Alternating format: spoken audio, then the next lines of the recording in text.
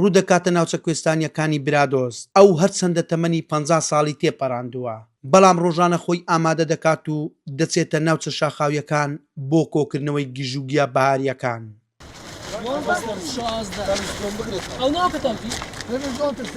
ماملاوکە بۆ دابینکردنی بژێوی ژیانی پشت بە فرۆشتنی گیا بەهاریەکان دەبەستێت و ڕۆژانە 20 بۆ 50,000 دیناری دەست دەکەوێت.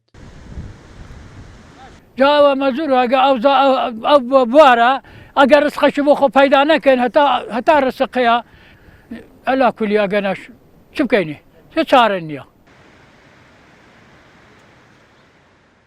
لەم وەرزەدا بەشێک لە هاوڵاتیان لە کاتی چوونە دەرەوەیاندا گژوگیا کۆ دەکەنەوە بۆ خواردن بەکاری دەهێنن. هاوکات بەشێکی هاوڵاتیانیش گژوگیا لە ناوچە شاخاویەکان کۆ دەکەنەوە و دەیفرۆشن.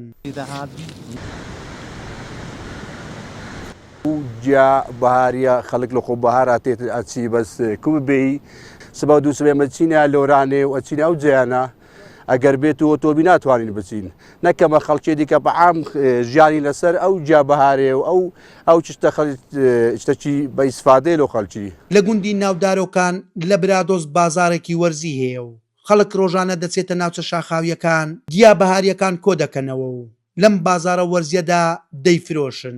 لە ئێستادا زۆرترین خواست لەسەر ڕێواسە و نرخەکەشی بە پێی ڕۆژ دەگۆڕێت. 2000 پارەی خۆ بژمێرە کاکە ئەمە مشتری ڕێواساینە خەرچی ئەو گوندەی دەوروبەری ئەو گوندانە ئەسنە ڕێواسا بە قسامە ئەسنە ڕێواسا ئەمەش هێواران دەین لیانەکڕین و خەرکەکە بێئیش ئاچی ڕێواسان دەینی ئەمەش دەینە و گوندانە ئەکڕین و بە سعری ڕۆژانە و هەر ڕۆژە و سعرەکە هەموو ڕۆژێ سعرێک نییە لێرە لیانەکردنەوە بینە بازار و ساغەگەینەوە هەب بە سعری ڕۆژانە.